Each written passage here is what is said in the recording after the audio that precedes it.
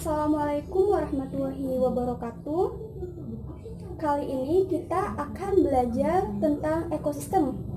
Nah, pembahasan ekosistem itu mencakup pengertian ekosistem, komponen penyusun ekosistem, satuan organisasi ekosistem, interaksi komponen ekosistem, dan aliran energi dalam ekosistem. Nah, adik-adik, apakah kalian tahu apa itu ekosistem?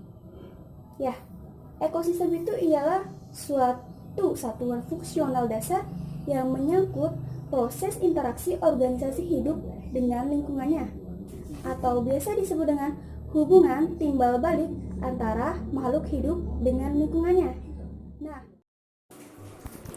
Nah, setelah ini kita akan membahas komponen penyusun ekosistem. Komponen penyusun ekosistem terbagi menjadi dua, yaitu komponen biotik dan komponen abiotik. Komponen biotik yaitu komponen penyusun ekosistem dari makhluk hidup. Sedangkan komponen abiotik yaitu komponen penyusun ekosistem yang terdiri dari makhluk yang tidak hidup. Contoh dari komponen biotik yaitu produsen, merupakan organisme autotrofik yang umumnya tumbuhan berklorofil yang mensintesis makanan dari bahan anorganik sederhana. Konsumen, yaitu organisme heterotrofik yang terdiri dari hewan dan manusia.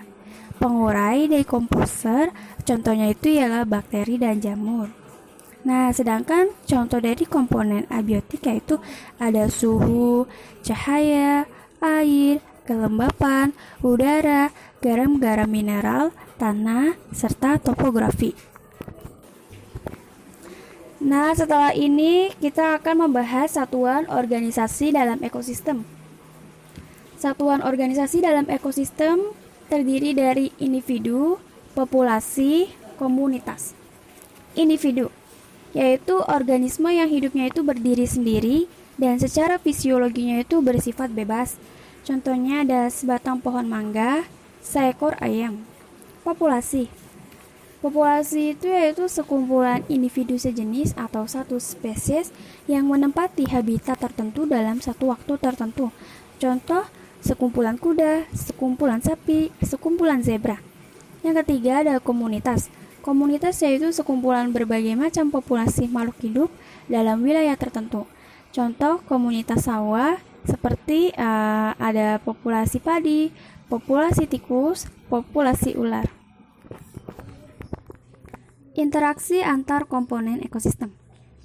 Interaksi antar komponen ekosistem itu dibagi menjadi 3, yaitu interaksi antar organisme, interaksi antar populasi, dan interaksi antar komunitas.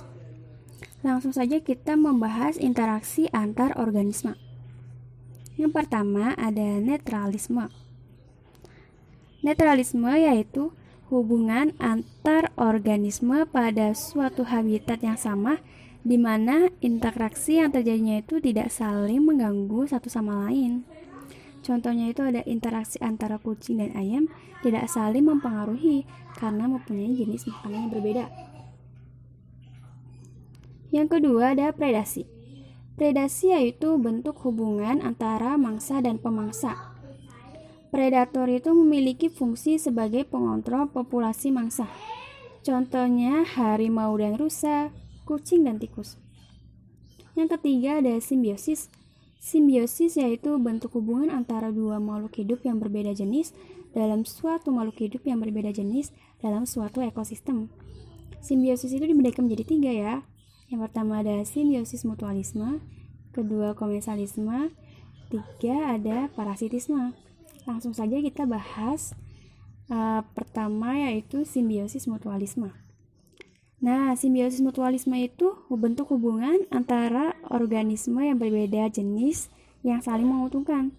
Contohnya itu ada pada kerbau dengan burung jalang, kupu-kupu dengan bunga.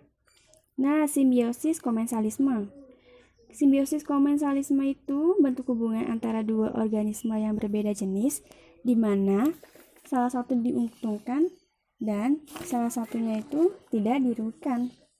Contohnya ada pada anggrek dengan pohon inang. Nah, anggrek itu diuntungkan sedangkan tumbuhan inangnya itu tidak dirugikan. Nah, karena anggrek itu diuntungkan karena mendapatkan tempat hidup dengan menempel di tumbuhan inang.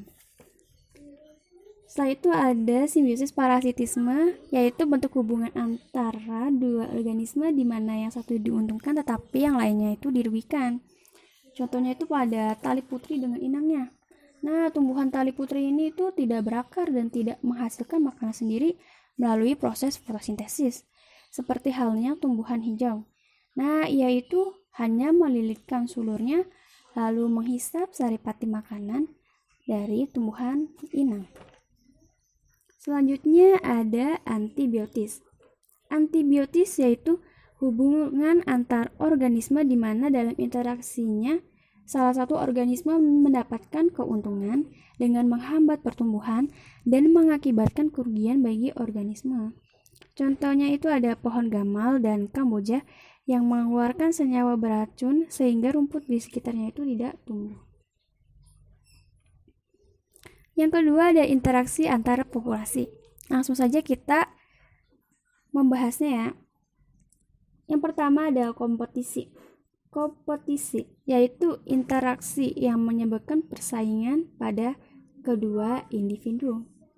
Hubungan ini biasanya merugikan pada kedua belah pihak ya. Contohnya itu macan dengan singa, kompetisi kambing dengan kambing dalam memperebutkan rumput. Ada alelopati. Yang kedua ada alelopati. Alelopati yaitu hubungan yang terjadi antar populasi di mana mampu menekan pertumbuhan bahkan mengeliminasi populasi lain pada habitat yang sama.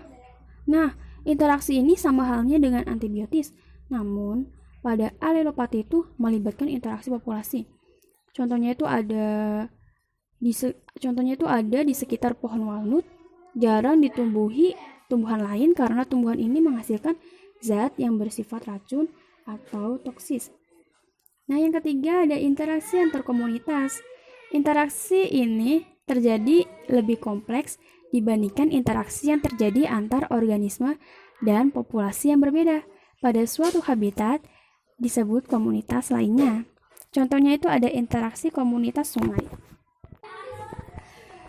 Pada komunitas sungai itu terdiri dari ikan, ganggang, zooplankton, fitoplankton, dan dekomposer. Selanjutnya kita akan membahas aliran energi. Aliran energi merupakan proses berpindahnya energi dari satu organisme ke organisme lain. Aliran energi dapat berupa rantai makanan dan jaring-jaring makanan. Yang pertama, rantai makanan. Rantai makanan adalah proses makan dan dimakan pada serangkaian organisme. Contoh rantai makanan yaitu misalnya padi dimakan oleh tikus, tikus dimakan oleh ular, ular dimakan oleh elang. Nah, setelah makhluk hidup atau konsumen puncak mati, mereka akan terurai di tanah. Setelah itu ada jaring-jaring makanan. Jaring-jaring makanan ialah proses rantai makanan yang saling menjalin dan kompleks. Misalnya contoh dari jaring-jaring makanan ya. Nah, dalam suatu ekosistem kan terdapat rantai makanan. Tidak hanya ada satu rantai makanan saja di ekosistem, melainkan banyak ekosistem. Tumbuhan hijau tidak dimakan hanya satu organisme saja, tetapi dapat dimakan oleh berbagai konsumen primer. Misalnya, bunga sepatu daunnya dimakan ulat. Ulat juga makan daun sawi. Daun sawi juga dimakan belalang. Belalang dimakan katak dan burung pipit. Burung pipit juga makan ulat. Burung pipit dimakan burung elang. Daun sawi juga dimakan oleh tikus. Tikus dimakan oleh burung elang. Akibatnya, dalam suatu ekosistem tidak hanya terdapat satu rantai makanan saja, tetapi banyak bentuk rantai makanan. Rantai-rantai makanan yang saling berhubungan antara satu dengan yang lain disebut jaring-jaring makanan.